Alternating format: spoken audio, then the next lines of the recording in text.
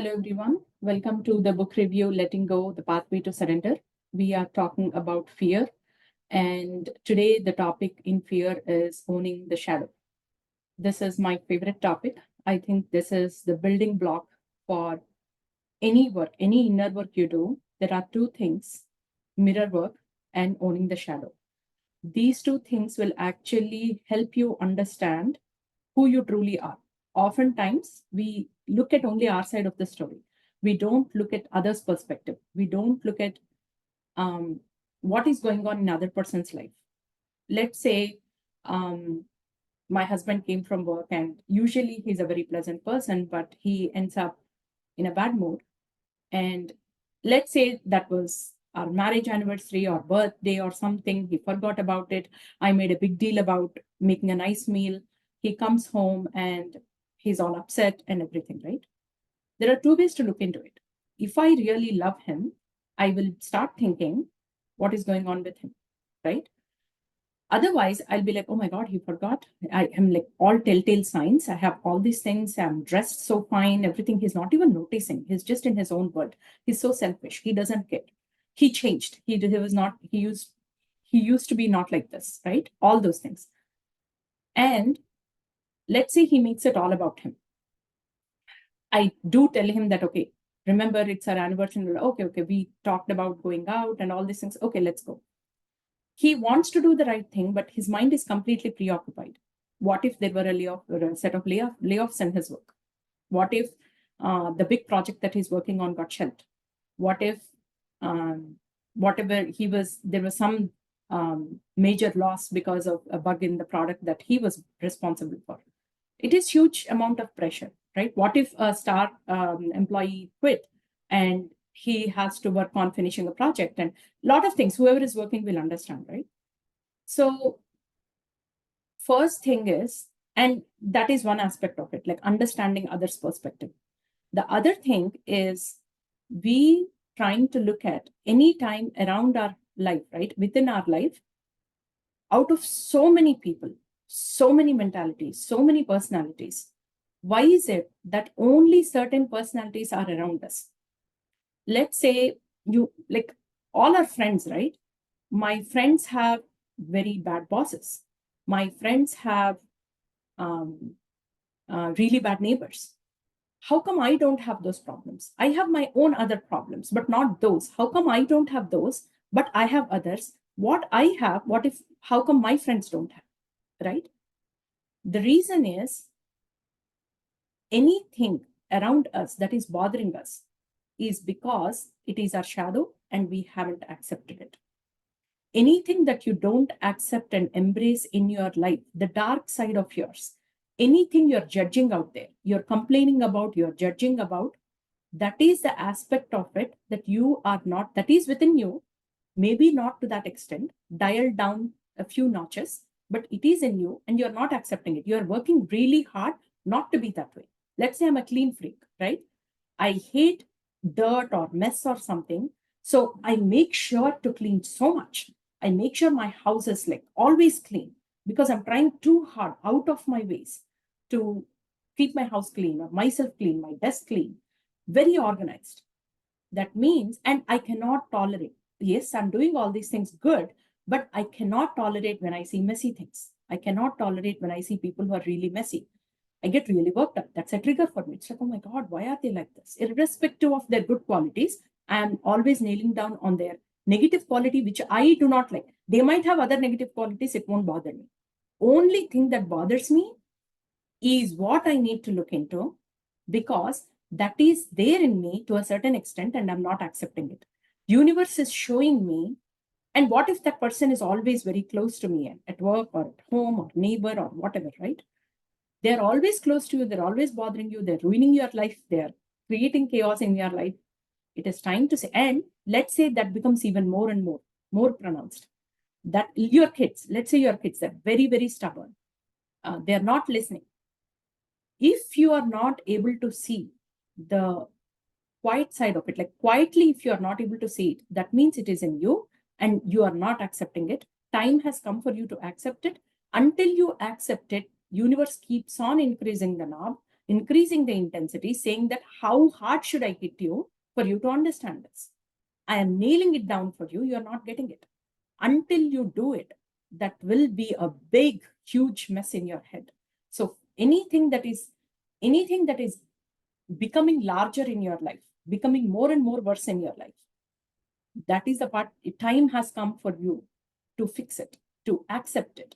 Fix it is the wrong word. You're not fixing anybody. You're not fixing any person. You're not fixing anything, any situation. You're not avoiding it. You're not running away from it. You're accepting it and embracing it, saying that I have that aspect in me too. Let me first accept it. The whole concept of spirituality is to accept everybody and everyone just like they are, without changing them. Without changing, the universe is perfect.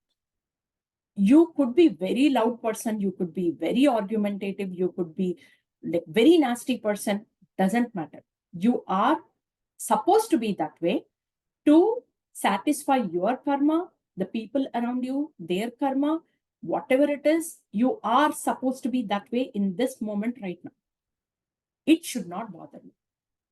Only when I can accept every aspect of everybody, understanding that the universe is perfect. Will you go and fix a waterfall? One waterfall is very thin, one waterfall is huge, one mountain is so big with all the trees, one mountain is barren with nothing and rocky.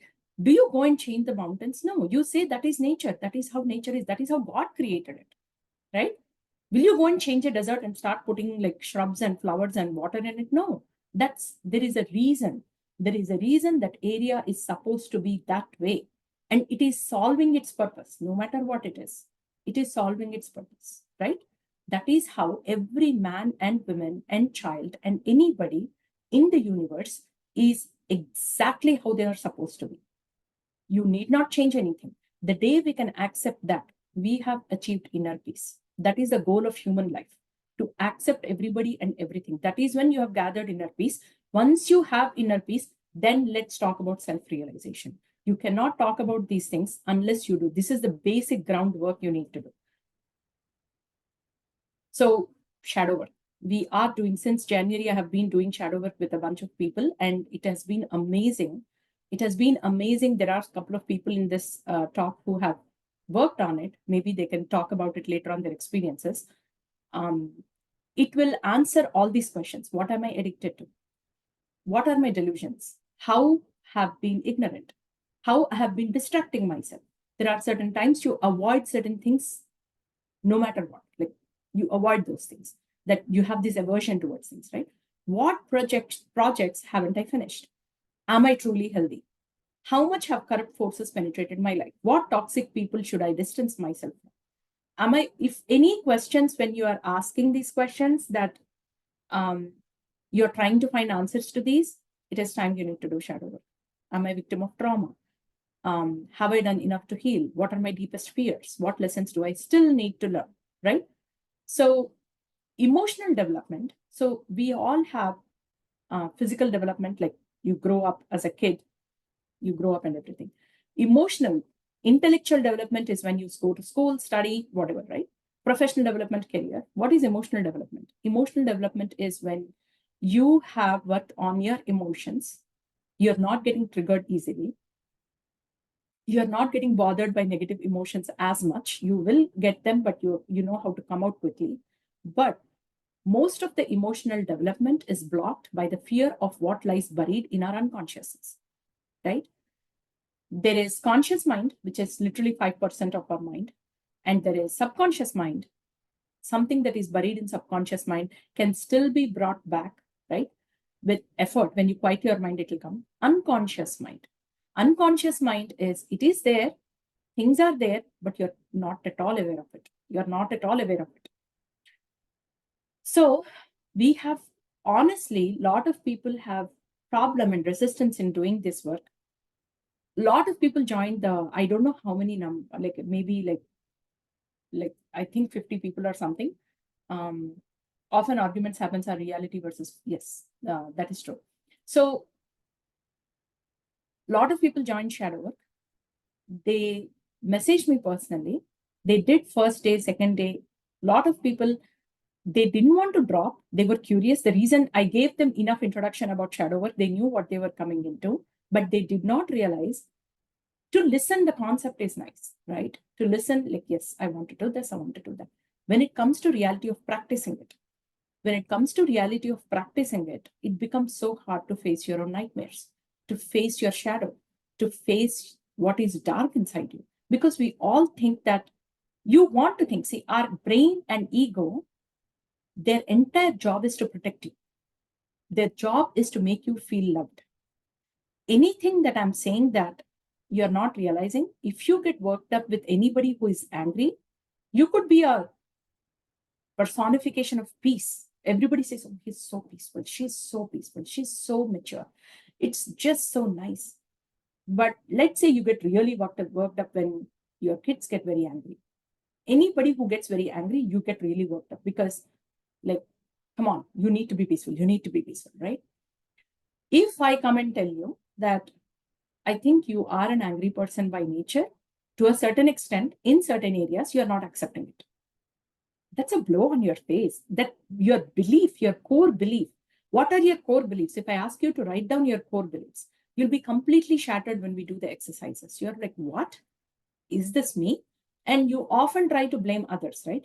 My growing up, I grew up in a household where my parents argued all the time, or I grew up in a joint family where I saw divorce or people not getting along, very loud families, or I grew up in a very, very poor neighborhood. That's why I'm very stingy right now, even though I'm earning a lot of money. We often want to put the blame on somebody else because it is too much to take that responsibility. It's too much to accept the responsibility and say, irrespective, see, those things, yes, they will impact, but how come every person who grew up in the poor neighborhood did not turn out to be the same way, right? They have accepted things and moved on. They have changed the reality. We talked about it in the previous weeks, right? Once you start shedding the negative emotions, the circumstances around you will disappear. You'll be changed because you're vibrating at a higher frequency. You will be surrounding yourself with the frequency of your vibration. That means if you're thinking of abundance, there is no chance that you are still poor. In some area, you'll be abundant and you'll be happy about it. Poverty will not bother you. Something like that.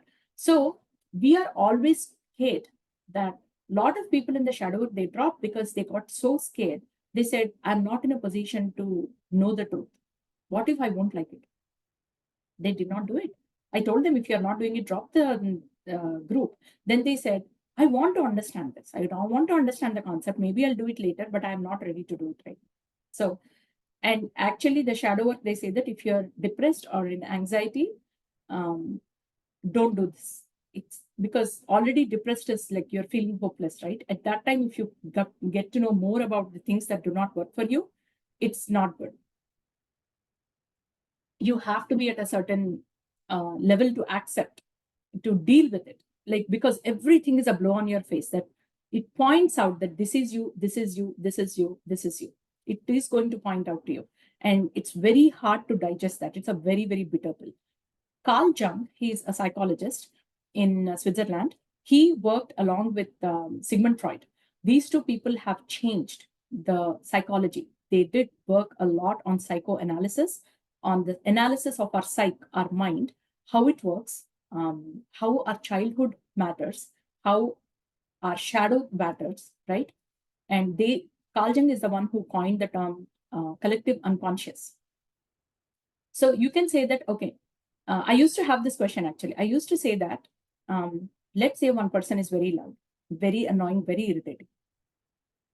If it is me who is, so our mythology and our scripts and everything say that it is, again, everything is right in its own sense. Everything is correct. If something is bothering you, if you think something is imperfect, that is the veil of Maya. That means you are seeing through the veil of Maya, through shaded lens. That's why you're not seeing the reality. If you see the reality, you'll appreciate it. Like I said, a rocky mountain versus like a smooth mountain with trees, you'll appreciate both. Of course, depending on your need. See, some people might be allergic to like different, there may be poison ivy. Somebody might have had reaction to poison ivy when they were hiking, so they'll avoid those mountains. I'm talking about hiking. We hike a lot here, and we have, in summer, we avoid Rocky Mountains, walled mountains without any trees, because it's very strenuous. It's so much sunny and you get tired easily, and you have to carry a lot of water with you. So we avoid those mountains during summer.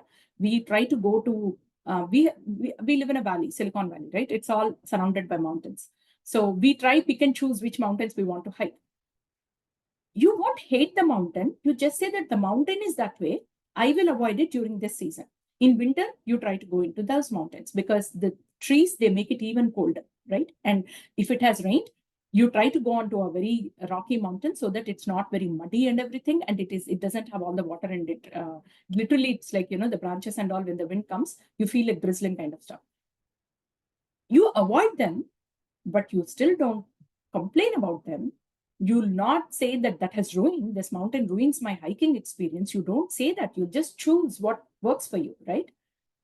So that is how accepting nature is. We are very good in accepting nature, which is not human, in the way it is.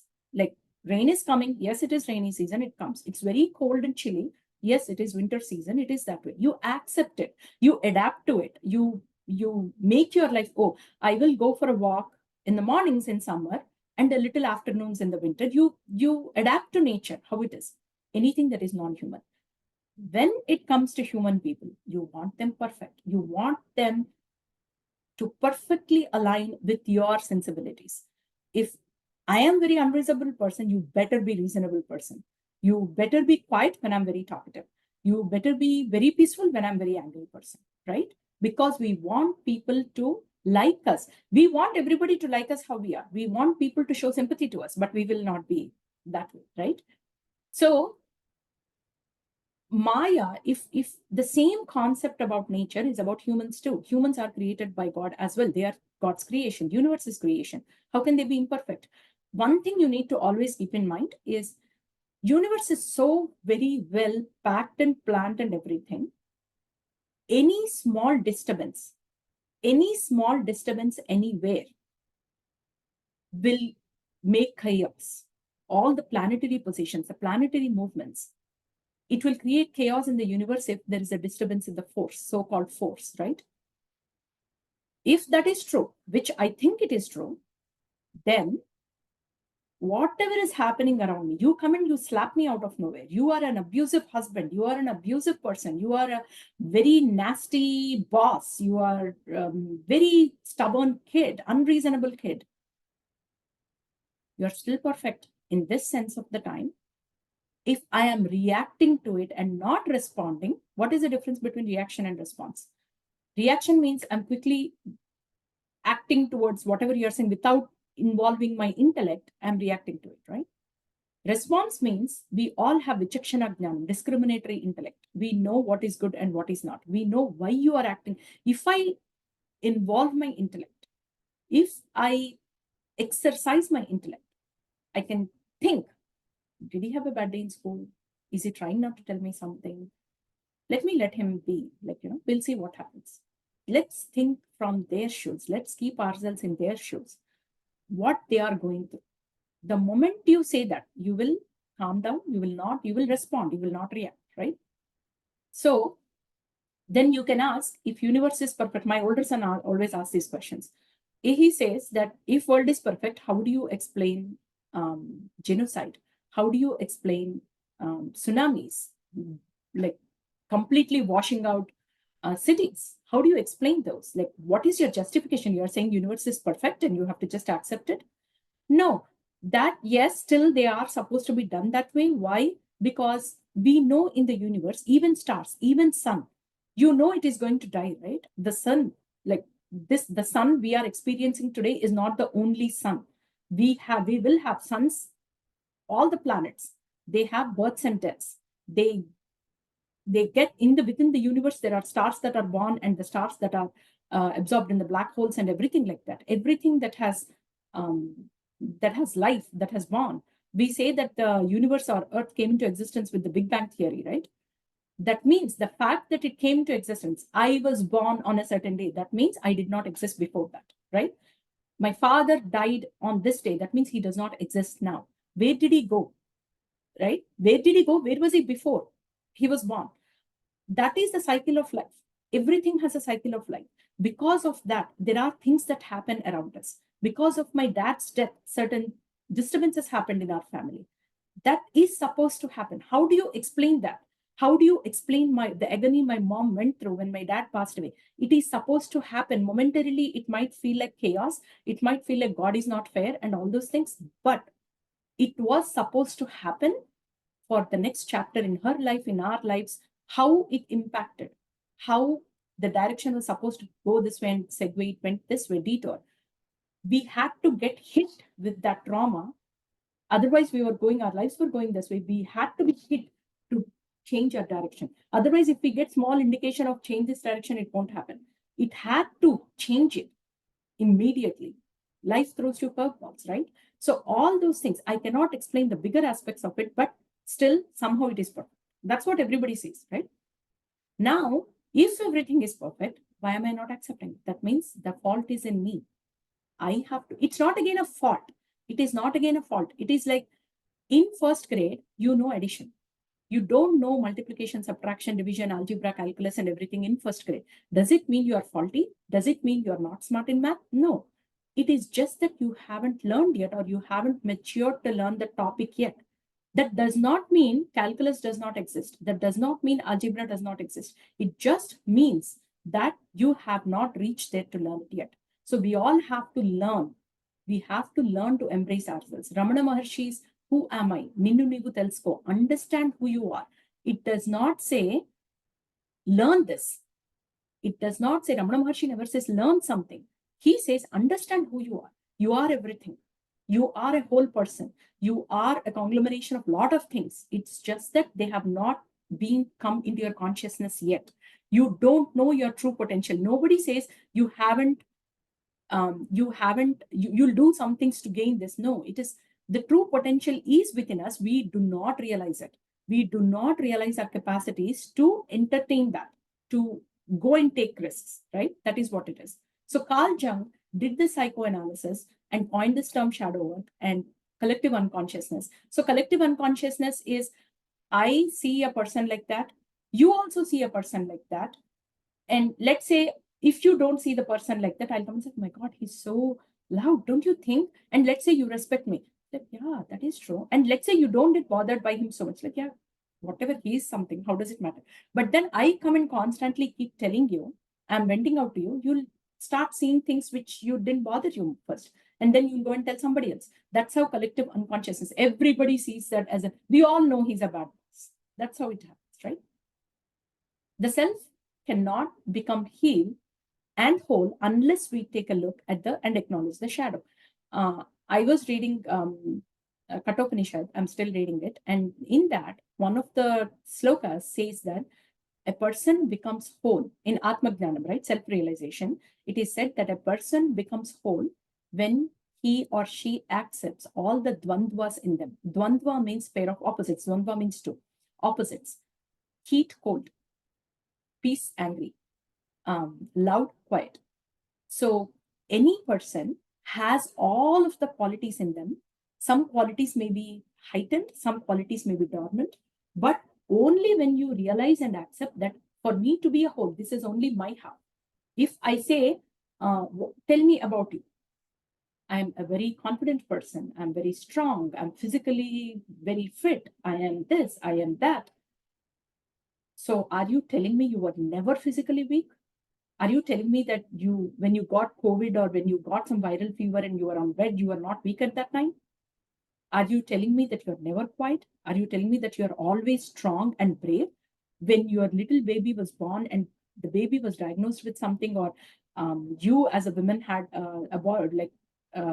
not abortion, like miscarriage or something, are you saying you never felt weak? Do you see? We all have in little quantity or a bigger quantity. It doesn't matter what it is. We cannot survive without that. If I did not feel sad when I had a miscarriage, my body cannot recover. I have to go through that phase. I have to go through that sadness and that. In some way it will impact. In some way it will impact. Let me tell you this. If all the women who are here, let's say you had some kind of miscarriage or abortion or whatever, You will say, no, it was very simple for me. I didn't even think about it. I decided to go for it. I did it. I left. That means you avoided it. You avoided going through the, how can you not feel a life that is in you did not exist anymore because of your conscious decision or it happened? It will bother you. If you did not, if you're saying I did not feel it, that means you avoided it. You put it under the carpet because maybe that day you had a release or something, you had to go, or some wedding is there in your family and you had to suppress that emotion. You would have suppressed it. It's impossible that you did not feel it. You suppressed it and it would have transmuted into some other health issue or some fear or something, right?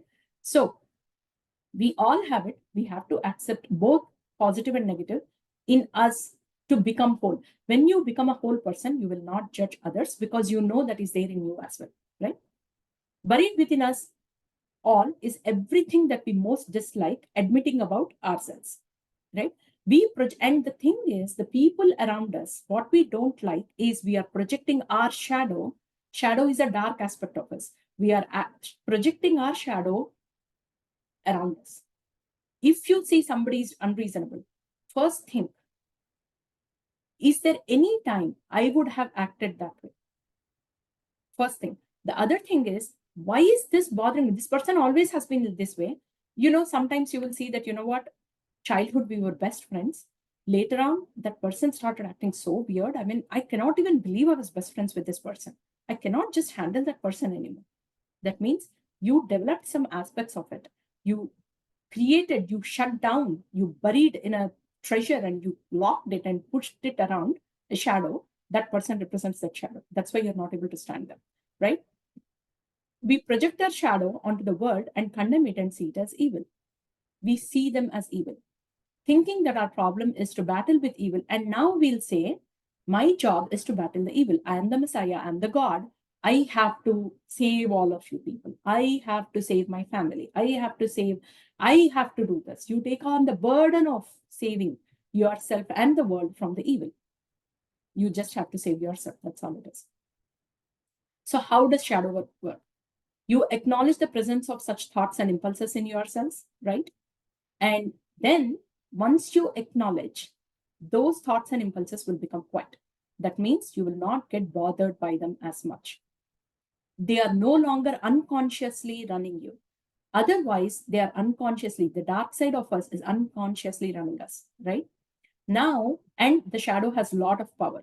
Once you accept it, acknowledge it, quieten the shadow, then it has no power, right? I mean, it does not bother you. Okay, the person is angry. So what? That is that person's a yellow rose and a red rose and a pink rose. How can you complain the pink rose that you are not red rose? You want the red rose. How can you complain the pink rose? How can you get bothered by pink rose that you are not red rose? Simple, right? You are pink because of your quality and you are red because of your quality. Simple. So it doesn't bother you. If it doesn't bother you, that does not have a power over you, right? Something else, when they have power over you, that's when they ruin your life. We don't have to project our fears upon the world. Now that it does not have power over you, you don't have to project it. The thing is, people, they are how they are, no matter what. That is there. They came with their own karmas. That is their personality. And it is there for a reason for them. For their life journey, they need that. If somebody is, what do you call it, manipulative or something, they needed that quality in their life to carry on some purpose somewhere, something, their job. They have a job. They have a job to do that. We don't know why. Actually, one of my friends, last year, during January time, she said that she used to be a very, like, I really admired in college, we are college friends, and she used to read a lot. I really admired that. I never used to read books, meaning I just read magazines. At home, we used to get all these subscriptions and I used to read those. So those are all like once in a while you read it and you put it away. And magazines, remember, they are articles. You can choose to read one page at a time. You don't have to sit and read continuously. So I was never a continuous reader. I really appreciated that quality in her. She used to always carry a book with her in college, wherever she went. She had a book with her. I was like, wow. And she gave me one of her books. She was reading a Mystery Odessa Files or something. I could not complete it, or I read it. It took me a long time to read it. So I always admired her for reading capabilities. And she used to say that I'm reading this book even after we grew up and we are in touch, right? Then she said that she's not getting enough time to read because of her responsibilities, her kid and job and everything. Last year, January, she put a goal saying that I want to read 25 books this year. I was like, what? 25 books? That's more than 2 books per month. I was like, wow, lofty goal. She said, you know what? I said, I will read. I started reading books, but not so much. I was not a voracious reader like her. So she said, then I was judging her and was like, what is wrong with her? She's already complaining that her life is so difficult. She's not getting time to breathe. Why is she putting such a big goal? She's going to fail. Why is she aiming? She should have said, I will read 20 minutes every day. Anytime, generally, this is off topic, but goals should be to get some trait. It should not be to achieve a materialistic milestone. You should say, I will read 20 minutes every day. That day, if it is slow for you, in that 20 minutes, and if the book is difficult, for me, when I'm reading books, right, I read 4 or 5 books at the same time. I'm reading Kathopanishad. I need to be in the right state of mind to understand the book. And I might read 5 pages in like 30 minutes or something because I'm going back, I'm understanding. Same thing if I'm reading some other book, Letting Go or some other book, I can read like 30, 40 pages right away in one go. And sometimes there are days I finished one book in like 1 hour, 2 hours, like that, small books, 100 pages or something. It is not about the quantity. It is about creating that reader aspect of you. I should become a reader. Reader means every day or continuously reading. Whether I'm reading 2 pages or 10 pages doesn't matter. Whether I covered 100 books or 1 book doesn't matter. I have read every day or most of the days. So I was like, what is she doing? I was judging her all the time. But then, so she did not read many books last year. But I said, okay, I will do it with you as well. I read 14 books last year, 14 or 15 books last year. This, at the end of the year, this January, I was like, oh, I said with Maitreyi that I will join her. Let me see how many books I read. I said, wow, not bad. I read 14 or 15 books. And this year, I thought, oh, that's it. And my family has always started telling me that, where is your book? Go read a book. They get bugged with me. They say, why don't you go read a book? They are identifying me with somebody who always has a book and who always reads. I take a book when I go to doctor appointment, to any place, wherever I'm waiting, I read a book. So I have become a reader, right? Now, this year, this is what, March, right? I have read 11 books so far. They are not very fat books. I reread the books last year, which I read because of I'm doing the shadow work and everything. Other thing is, my husband went to India and he got books from Chinmaya Mission and what is that? Shankar Math and all that. So those are like 100-page, like 70, 100 pages books. What is Raja Yoga? What is Karma Yoga? Small books. I was so excited and I finished reading all of them. Like I was reading 1 hour, 1 book kind of thing. So in that concept, I read 11 books so far in 3 months. Now, yesterday, she was saying something and I realized her purpose for her to set that goal of I will read 25 books was actually to create a reader in me. What did her goal do? She created a reader in me. Literally, she was saying that, hey, I became a reader because of your stupid goal. And she said, then my purpose in your life is solved. I'm just saying, if you are conscious, if you look at everything, why people are, I can judge her. Now I don't judge her anymore because her purpose was to create that consciousness in me, that make her a reader. Maybe a message came to her that, but universe is not like that. It won't say, I am telling you to do this because you are supposed to help Madhu. Universe won't come up with the manual of explaining everything to you. It is so strenuous to explain everything to everybody of every act, right? But that is her purpose. Now, should I judge her? No, I should not, right? So when you don't, and why am I projecting that? Why am I judging her? Because in the past or present, I am creating some goals which are materialistic milestones, which I am not fulfilling and I'm getting upset. I have to look into that aspect of me. I have to look into that aspect of me on why am I doing it? When you do that, the shadow work will be gone. How to do shadow work? So there will be a lot of exercises, self-inquiry, lot of questions. Like, why does it make you feel this way? What is the personality that you like? What are the 3 people you love the most in anything in your life? Like it could be a public figure or your family or whoever it is. What are the 3 people you highly dislike? It could be Hitler. It could be like anybody, what is the qualities in them that you dislike? It will literally break it, disintegrate the concepts into so much that at the end of it, you'll have an aha moment. Oh my God, I did not know. Oh my God, I did not know. Right? Because at a higher level, we'll think, come on, why would I have qualities of a Hitler? Why would I have it? It is not that simple. What made Hitler be a Hitler? If you actually read the biography of Hitler, if you read his childhood and what made him become that such a psychopath, you will understand. So you are not saying, will I murder somebody? Will I commit mass, something like that? No, it is about, do I have a quality to any extent of being such a person? Do I have a quality like that? Now you are looking at that quality and trying to see, what can I do to accept it? Sadism, like every quality has great, like a huge spectrum. You could be angry that if somebody lies, it makes me angry. Okay. What do you do when you're angry? It just ruins my day for a moment, and I'm like, I move on with it. I try to change my focus into something positive. I think positive, changing things into positive and affirmations, they work when your mind is peaceful. Otherwise, if you're just trying to put a positive spin to everything, you're avoiding accepting the negative thing. Shadow work says, yes, affirmations are there, but they work after a certain mindset. They don't work when you're deep below in the quicksand, you're getting absorbed and you're drowning. Then if you say affirmations, it won't work. You cannot get a positive mindset at that time. You have to think, what is pulling me down? Let me address that first. Whatever is pulling me down, let me address that first, right? That's what it is. So you do journaling is basically you write down the answers for all those questions. Yes, you can speak, you can read about it without journaling, but that is not as effective in my opinion, because when you're writing down, you're going deeper and deeper and deeper. And at this point, if you write down something for today, tomorrow, after a certain time, you have to go back and refer to it. If you have just thought about it, it will be all convoluted and lost. And observe the reactions to different issues and situations and look for behavioral patterns. We have so many exercises. We are right now doing 20th exercise 20. When you're doing the exercises with different examples, it shows you a pattern. It shows you what's going on, right? And learn to respond and not to react, right? And meditate on the aspects of your shadow to get to know it better.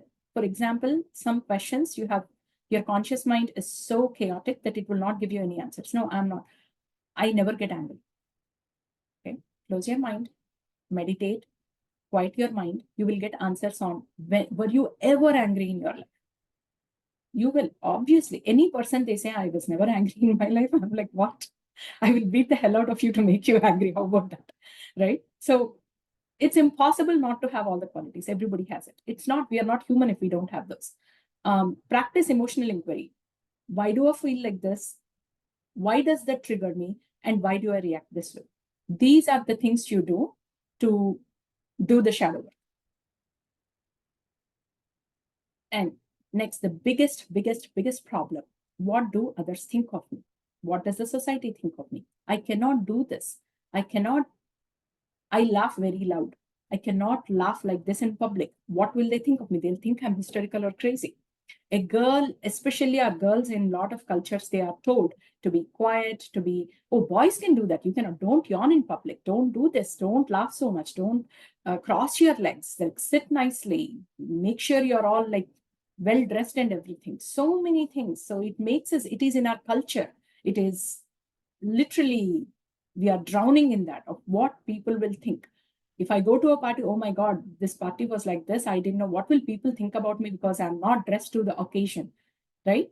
What if people will think I'm annoying, I'm too talkative, I'm unwanted, I'm dull, I'm unlikable, I'm weird, awkward, right? Most of the people's lives, they are like, what do people will think of me? And that ruins that. It's draining. It drains so much energy from you when you are worried about what will people think of you, right? One of the blocks to becoming acquainted with the fears in one's own mind is the fear of opinions of others. That is actually a blocker. If I want to know what is wrong with me or what is it that I'm not accepting within me, first thing you need to do is not worry about others. Don't worry about what others are thinking about you, right? Because, oh, I will, I have this book, or I don't want to show my bookshelf to anybody because people will think the kind of books I'm reading. People will think that I'm becoming spiritual. Why am I becoming spiritual? They will start analyzing why suddenly she became spiritual. Did she fall ill? Is there a sickness? Somebody die? I don't want people to think that way. Why do you care what people think about you? You cannot control the world. You cannot control the outside world. First, you cannot control yourself. How can you control others, right? Let them think whatever they want. How does it matter? You know the truth. You know, actually, there might be a sickness which led you to become spiritually aware, but you did not share it with anybody. You don't want people to think that way. There are a lot of these things that we do, right? The wanting of their approval goes on inside of our minds in a constant fantasy. We want people to approve us. We want people to like us. I want to dress in a certain way because I want people to like me. We all have it. There is no denial about it. There is no denial about it that we all, to a certain extent, to a greater extent, we want people to like us. I'm saying that why do you care when what people think of you? But I do care. In certain areas, I do care. It is impossible for us not to care. You do care, but to what extent, right? We identify with the opinions of others and coalesce this in such a way that we hear it as our own opinion of ourselves. Over that period of time, we hear it so much that we create that as our own opinion, right? It becomes our own opinion. You say, I am like this. I am like this. Yeah, everybody says that. It is proved, hence proved. A lot of people said that while growing up after this, so I am like this. But how do you really see yourself, right? Collective unconsciousness. We talked about this. This is Jungian philosophy. Carl Jung, he created, there is a self, there is an ego. Ego creates a personality, persona, and this is outer world. Oftentimes, outer world, and this is the bottom of it, right? This is all the shadow is there in the unconscious mind, inner world.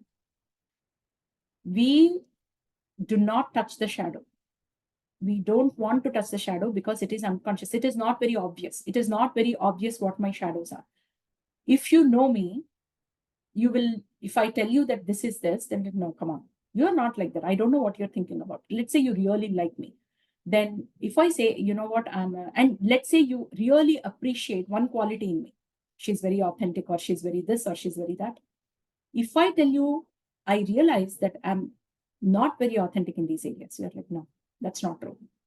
No, I mean, like, I see you, I've known you all this life. No, I don't think so. But it is so much in our unconsciousness. It is not in other people's consciousness as well, because I'm not exhibiting it. I'm avoiding it. I'm suppressing it, that nobody even knows that I'm like this, right? So that is collective unconsciousness. It's the reservoir of the forbidden inside the shadow, right? Everybody has these thoughts and fantasies. It is not, you're not exempt from it. Only it is that to what level you have. We have it to a certain lower level versus higher level. Every quality, if you're feeling hot, you will feel cold at some time. If you're angry, you're peaceful. You're this, you're that. We all lie. You cannot say I never lied in my life. That is not true at all. We all lie. If a mother, every mother would have lied to their kid sometime or another just to make them feel better. White lies. We call them white lies. Oh, they are not considered lies. Everything that is not true is a lie. Whether you accept it or not, I might be telling it for the benefit of my kid. I might be telling it for the benefit of saving our relationship. You might be telling it for manipulating others, to make money, to very big lies. It doesn't matter. A lie is a lie. It is not true. You are covering the truth. It is a lie. Simple. Right? When you accept that, then you will not hate the person who is doing it at a bigger level, right?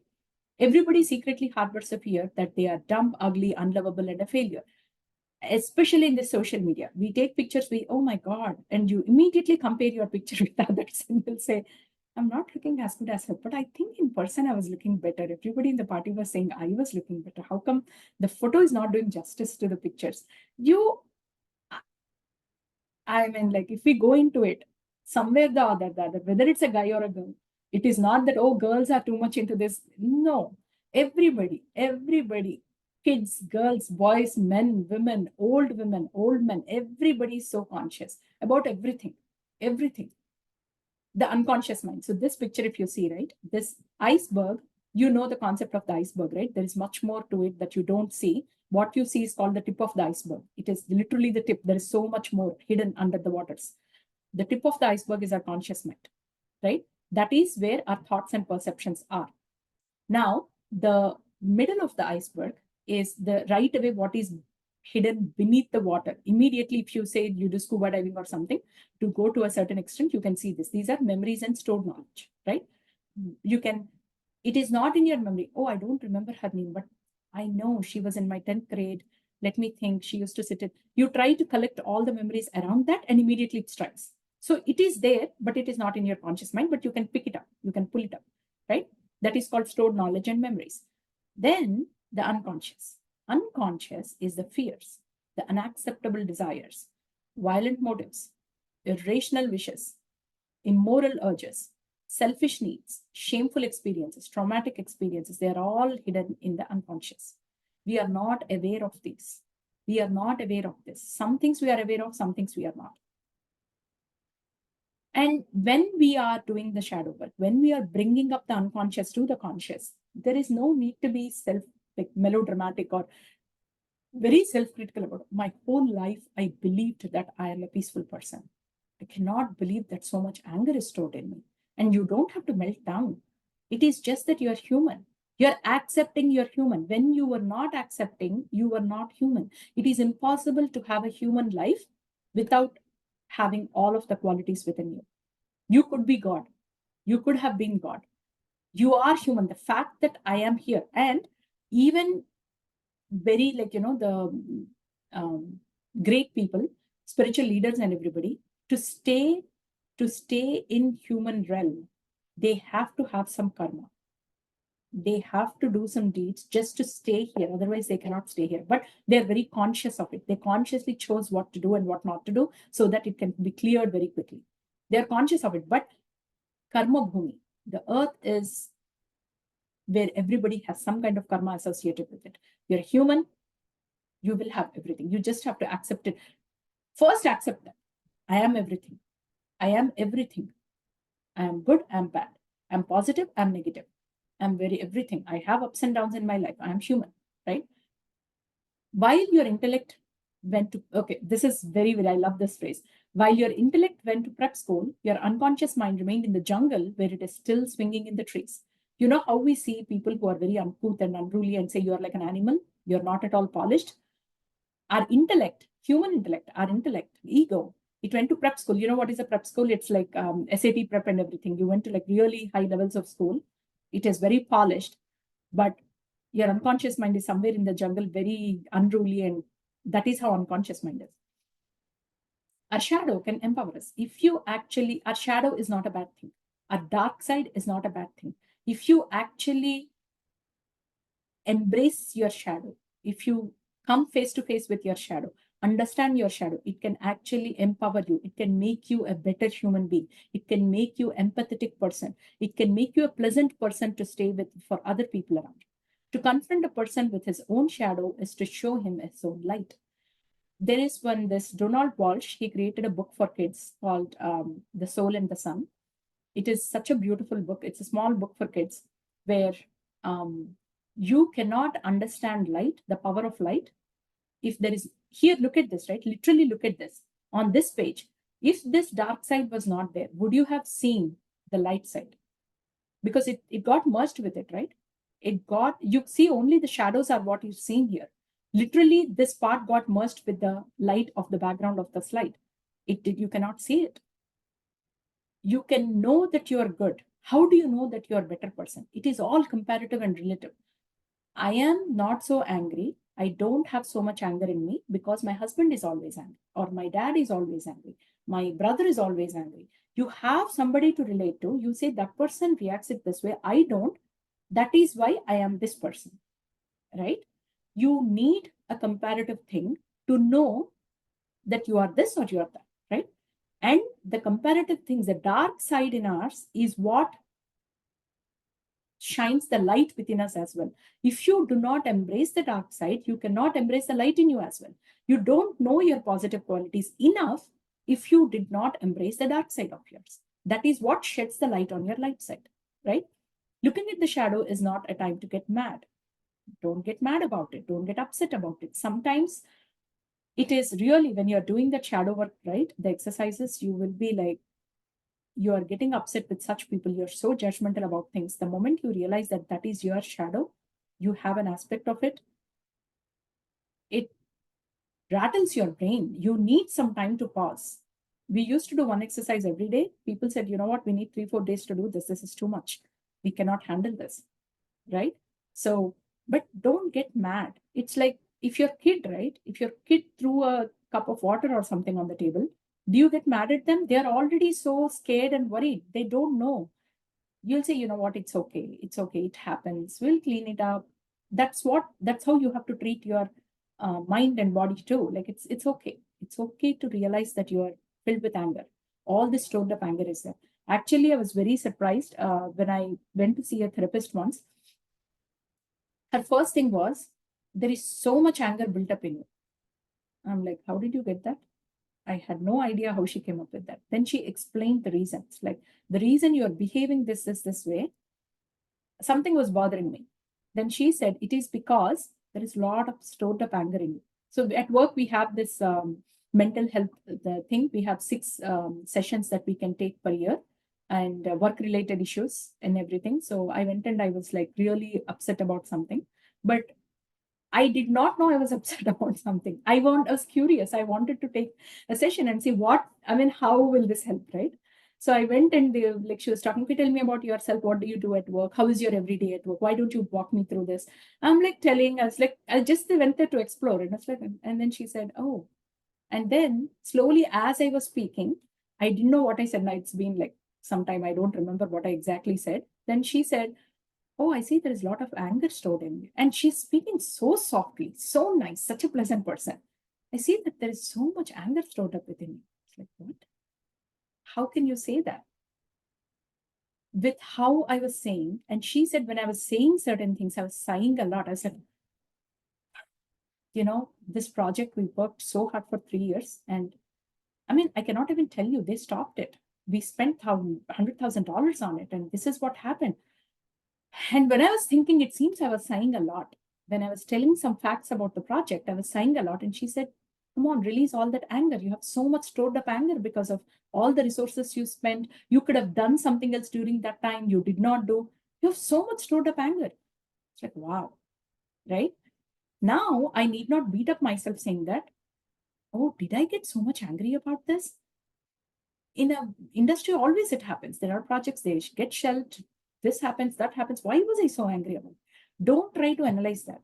Don't try to analyze why were you angry. Oh, I was angry. Let me see how I can work on it, how I can embrace it, right? The symbols of the unconscious are just symbols. When we are getting things out of the unconscious mind, it's like this, right? You are like going into your grandma's house. She says that, oh, whenever you used to come in summer, you used to get all these things, and I stored them in a box. Open the box. That's all the things you got over the summer, over the years, right? You open it. You're curious. It's like, oh, really? Did I play with a teddy bear until 12 years old? Are you sure? I don't think so. I'm way mature person. I don't think I played with a softy toy until like 15 or something. Oh, do they used to hold this blanket all the time? Oh my God. Don't get mad. It's just that they are things. They are aspects of you. They are there. It's unveil them and understand them. That's all it is. They are very primitive in nature, right? Unconscious, whatever is there in unconscious, it's not a polished one. It's very, very primitive. If worked with consciously, they can empower us rather than inhibit us, right? So work with them consciously. Energy depletion. Fears are like vampires. Not only do they drain your life energy, but they also disintegrate when they are brought into the light. By constantly facing your fears, they eventually lose their power as the suppressed and repressed energy behind them dissipates. Anytime there is a fear, that is something we did not own. Fear of heights. How did you create fear of heights? If you go to a psychologist, they will walk you through it. Maybe sometime when you were a child, you saw somebody fall off from a cliff, or you heard a news, or you watched in TV, and you built fear of, because you did not talk about it, whatever opinions you created about it, you suppress them. That became, any suppressed fears, they become phobias. Remember, we talked about it. So it became a phobia for you. It became fear of heights for you, fear of darkness, fear of closed places, fear of water, all those things. When you have suppressed those fears, they are constantly depleting energy from you. But the moment you bring them to the consciousness, because you know, lot of people are going, they are handling, they don't have fear of heights. How come that you, how are you different? How are you different? When you bring it to your conscious mind and work with it, it is such a huge relief. The energy that has been used to hold, suppress it, it's automatically removed. It can be used elsewhere. So anytime you're holding on to fears, you're constantly depleting energy. It's like a container with a hole in it. Consider one hole for every fear that you have. So you're filling it with all the positive things that you're doing, all the practices that you're doing. I'm doing meditation, I'm doing exercise, I'm doing yoga, I'm doing this, I'm going to spiritual retreats. You are pouring all the goodness and good energy into you, but then it has holes. Your body has holes. All the energy is dissipating because of all the fears, hidden fears you have. So you will not feel content. You're like, I'm doing all these things. I still don't know why it is not working. I don't know why I'm doing meditation for 2 hours every day.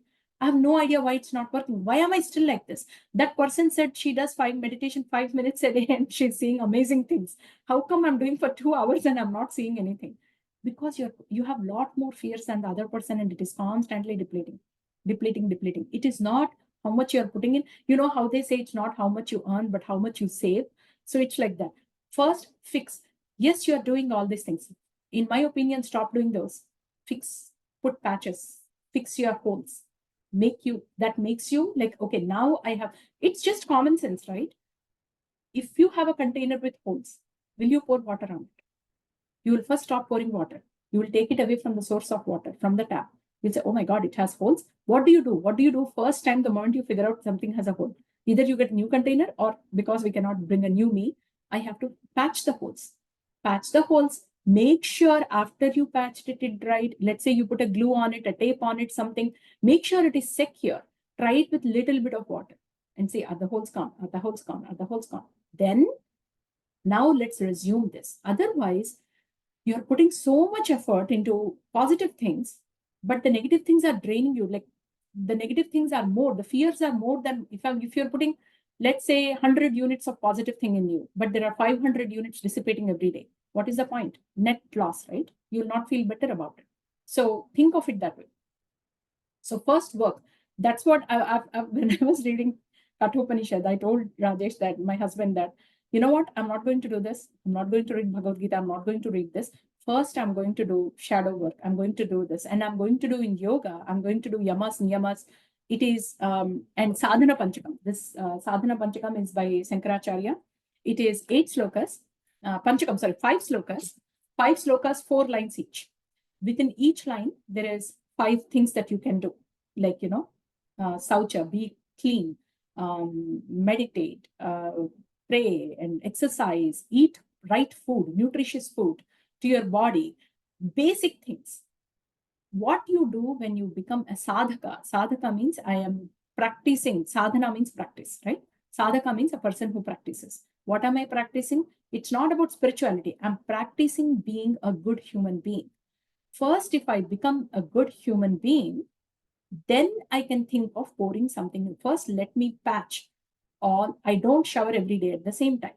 I don't have a discipline of eating the right food all the time, nutritious food all the time. I cave in when there are sweets. When I'm baking for my kids, I make lava cake, I eat it. My son does not like ice cream. I need to have vanilla ice cream with lava cake. When I bake for them, I eat. I indulge. First, those are all negative things which are draining me off. First, let me patch the holes. Let me patch the holes. Let me become a better person. Shadow work, mirror work, know yourself. There is no point. My mom always says that I'm really surprised when people are going through spiritual path and they get so upset with certain things. It doesn't make sense to me. That means you need to first work on patching those, then start pouring in the new stuff. So I told my husband that this is what I'm going to do. I'm not going to listen to all these, because listening, knowledge is different from doing. Yes, I know 750 slokas of Bhagavad Gita. I know this, I know that, I know the concept. What is the point if I'm not practicing it? Doing is what makes a difference. Knowing is knowledge. Yes, I have a lot of knowledge, but I'm not doing it. When you put it in practice, that's when you get better. You have the actual understanding, practical knowledge when you do it. So I want to fix my holes first. I want to fix my holes first and then add new stuff to it. Because it is not that if I'm not practicing the positive things that you're practicing, but your negative things are even more stronger than you. So first, fix the holes, right? The more fear we hold, the more fearful situations, law of attraction, the more fearful people are never scared of one thing. When you are scared of one thing, with it comes other associations, a lot of more fears. You keep attracting, and to make your fears true, or to make it stronger, your beliefs about certain fears stronger, you attract such situations. When you talk to somebody and they're also scared of it, you talk more about it, the fear strengthens because they are giving their examples, you're giving your examples, you're like, yes, that is true, kind of stuff. All energy is drained into the extensive defensive measures because the more you are scared of things, your body, remember, our brain and ego, their job is to protect you, to make you feel better. They'll create defensive mechanisms. When they are always, all the forces are always working towards the defensive mechanisms, when does it have for restorative things? It has to restore your body. It has to rejuvenate your body. It cannot do that because it's always defensive mechanism. If our people, army, navy, and everybody, our countries are always in war. You know the countries which are always in war, right? There is no development. There is all the money is poured into the war. Then how will the country develop? How will the people develop? How will the people get more educated? How the all resources are going in war? No resources are going to other sectors. Then where is the development? That's what it is. Our life, when we are so scared of everything, all the energy is going towards defensive mechanisms. There is no energy left to rejuvenate your body, to regenerate your body, to make your body complete, to make you pick you up from disease, fix your disease. There is no energy to do that because all your energies are going elsewhere.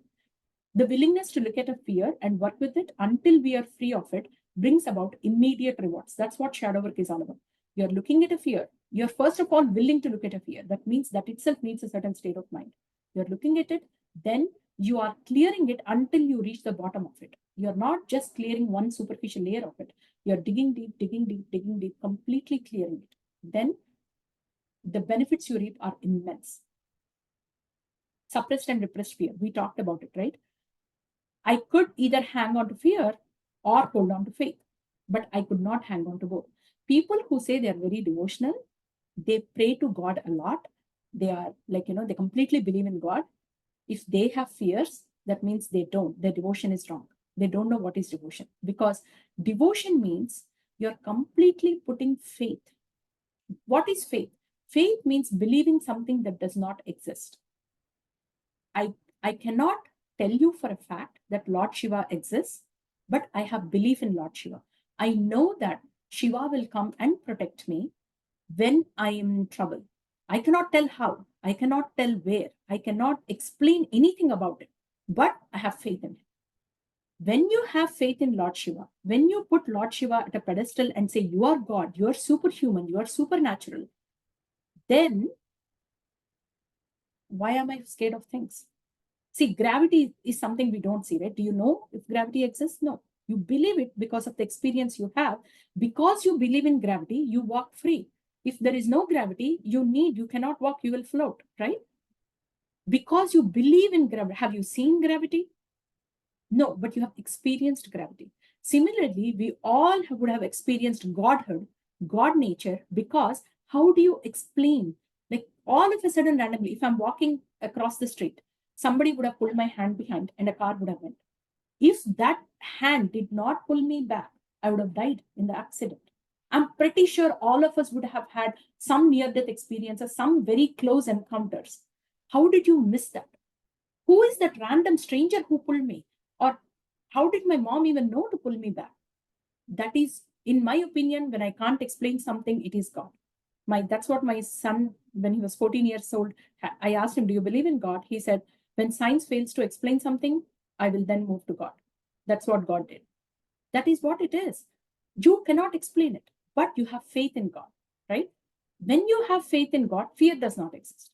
People who are constantly scared of things that this cannot, when they are saying that humanly this is impossible, that means they don't, yes, maybe humanly it is impossible because we are limited beings. God, it is not impossible, right? We all read so many. Why do you think we have so many mythological stories? Bhagavatam, even Shiva Puranam, everything. Why do you have Hanuman? Why do we have so many stories? To explain to you that it is possible for some person to be that way. And they also explain to us how gods come in disguise, right? So, for the sake of it, whether it is true or not, for the sake of it, whether you believe in God or not, have faith in somebody, some universe, supernatural power, which will protect you. Once you have that, once you start leaning towards faith, the fears will slowly go away. The fears will slowly go away. And you believe and faith. Belief and faith. You can believe in everything. We have so many superstitions, we believe in them, right? Oh, we should not handle salt. We should not handle knives. We should not handle chili peppers because it will create animosity among us. That's a very age-old belief that people have. A black cat crossing us, it will bring bad omen. I know, I don't remember who. It was a spiritual person, a female, whose pet was a black cat. And she was so like peaceful, and she's a preacher, and she changed so many lives of people. That pet was a black cat. It's like, how do you explain that, right? She loves the cat so much.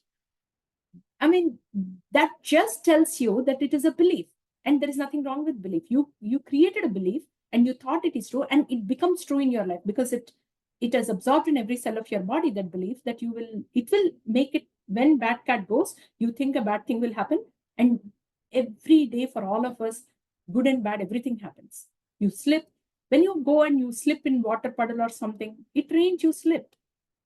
You can say, oh my God, I saw a black cat. That's why I slipped today. You can associate with that. If you don't believe in it, you don't associate with it. You'll say it is a water puddle. I slipped, right? So the people who have faith, hold on to something, hold on to some beliefs, hold on to some positive beliefs, hold on to some faith. Then the fears will slowly dissipate.